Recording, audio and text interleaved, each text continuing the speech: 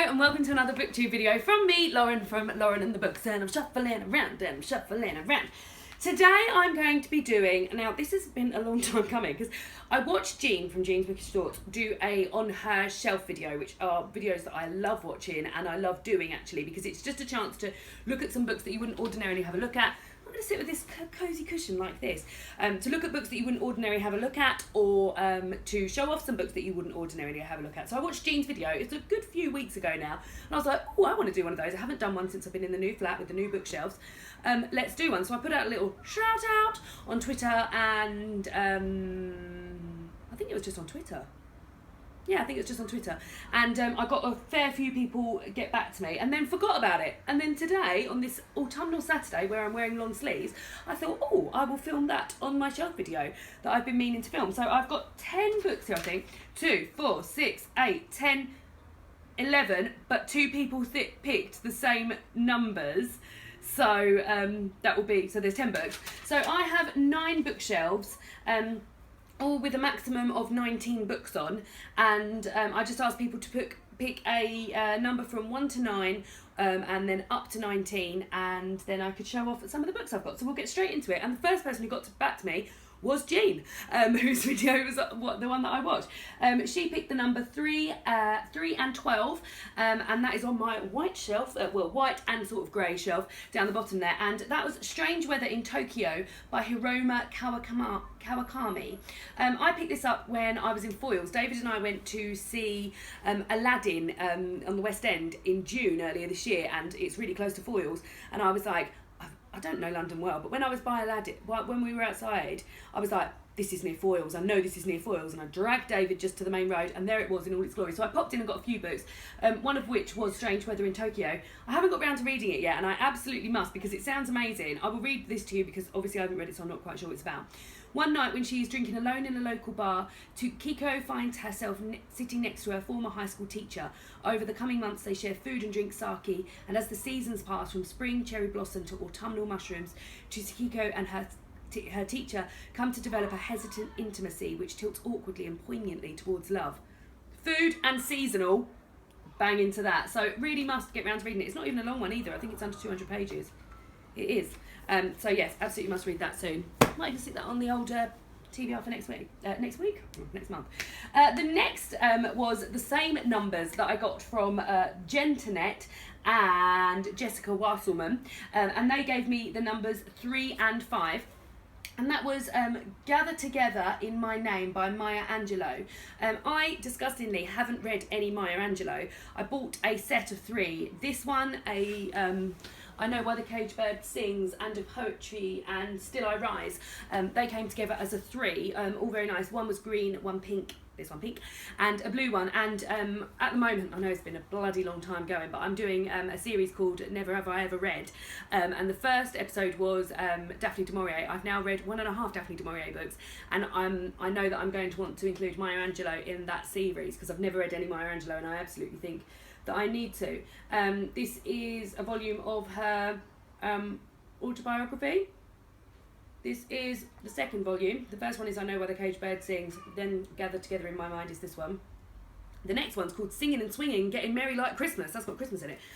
So I will get round to reading some Maya Angelou at some point. The next person was the beautiful babe that is Amy Jane Smith. Hello, Amy Jane Smith. She picked the numbers 9 and 9, and that is on my sort of crafty shelf down there, crafty, and it's this cross-stitch book that I bought a few years ago. Now, I do have a cross-stitch in here, but alas, I can't show you because it's one I'm doing David, and I don't want it to be a surprise. I bet he wouldn't even watch this, so I could show you really, but I can't. I'll just show you the finished one when it's done. This is amazing. It's got some really funny, good cross-stitching bits in here. For example, burgers and chips and pizza, sub rolls, lots of good font, swans with hearts round, keys. It's just got everything that I would need to do for my cross-stitching. And I do love a bit of cross-stitching. I found it really, really therapeutic and chillaxing. I might even do some this afternoon. I've got a few episodes of Unreal I want to watch, and I might crack on with this because it's David's birthday. Oh, fuck, really soon. And I haven't even... Let me have a look it up. Yeah, I really do need to do some of this. So that is book on shelf 9, book 9. The next set of numbers was Gina Thomas, and she gave me 7 and 7. So Shelves 7 and 8 are the shelves that you can see here, this one and this one, which is where I keep my library books. So I don't have, well I do, I still have loads of books from the library at the moment, but not as many as usual. Book 7 and 7 was Opal Plumstead by Jacqueline Wilson. So I got this book out from the library when I filmed my book chat with my sister video, which I will link down below. One of the questions we asked are, what's a book that reminds you of that other person? So my sister and I always used to read a lot of Jacqueline Wilson when we were younger. We haven't actually read this one, but when I went to the library to get a Jacqueline Wilson book, this was the only one they had. However, this does sound as though it's really very good. It's about suffragettes, so I do think I would like to get round to reading it at some point. It's just a bit beastie and big. I know it's a children's book and it won't take me long, but I would like to read this at some point, so maybe I'll have this as like a cosy autumn read, maybe hopefully like one day or almost one sitting. But yeah, so that is book 7 and 7. The next book was Aoife from Fred Weasley Died Laughing. Hi Aoife! She gave me Shelf 2, book 13, and that is The Girls by Emma Cline. This is a book that I read earlier this year for the BookTube-a-thon. It's been really doing the rounds on BookTube.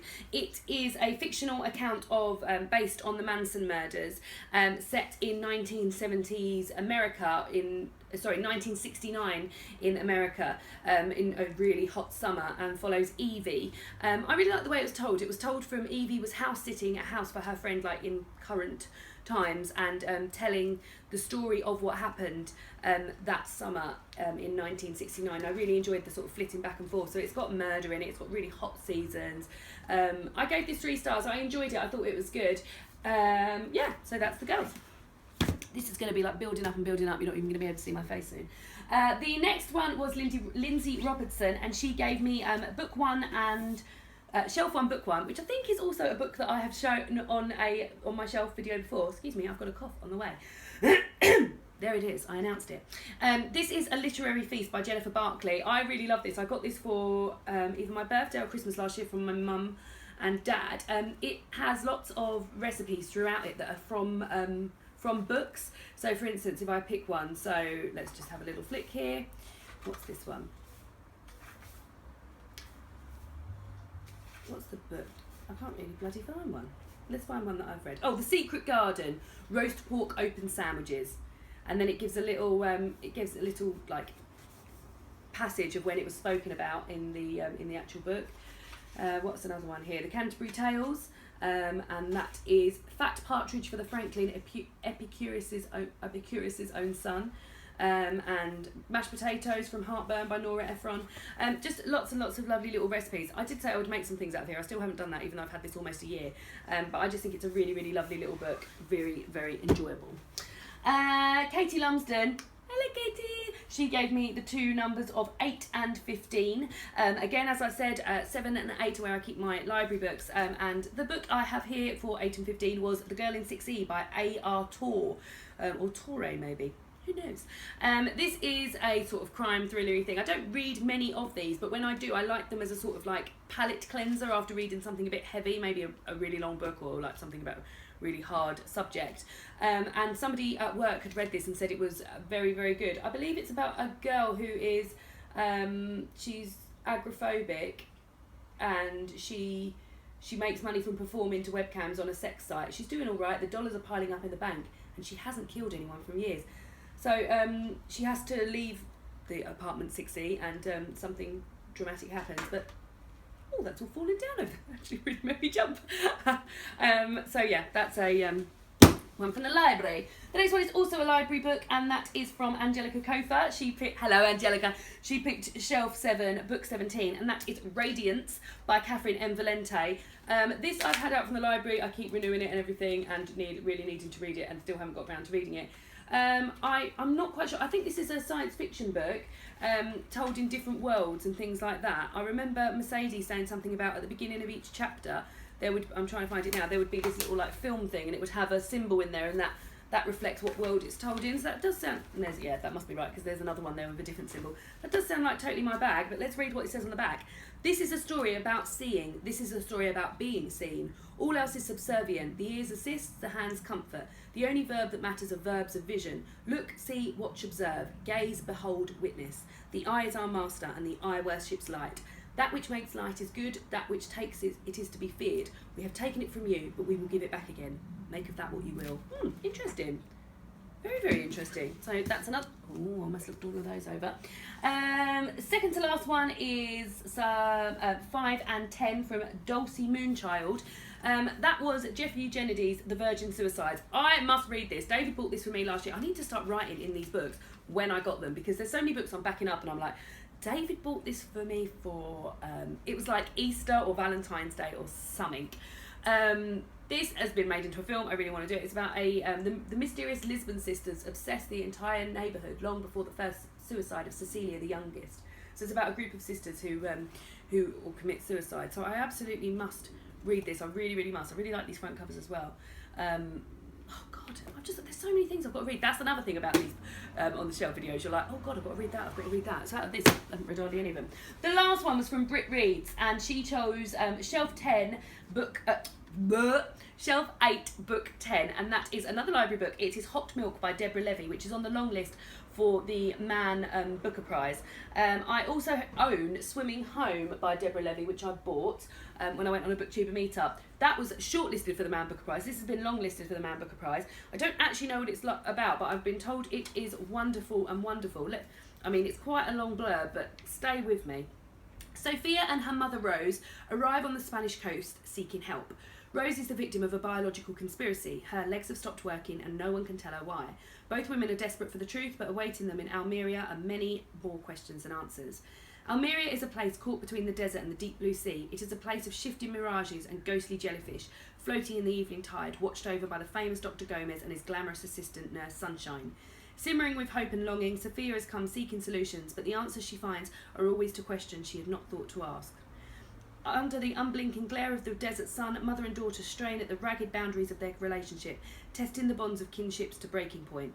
Intoxicated and compulsively readable, Hot Milk unspools a hypnotic tale of female rage and sexuality, of myths and timeless monsters. That sounds fucking brilliant! Oh, bloody hell. Yeah, that's another one to stick on the old... oh, God. So much to read, you know, guys. So much to read. So those are the books that I will be showing you today from on my shelf video. I will put a link to all the books down below. So if any of these you're like, oh, I'd like to buy that, then do go and click those links and buy them. I hope you're all well, and I think that's it. I feel like I'm really wrapping you up and like shoving you out. Like you've come round to visit, and I'm like, thanks then, bye. But that's it. The video's done. There's nothing more to talk about. Thank you for watching this video, and I'll see you all again for another BookTube video soon.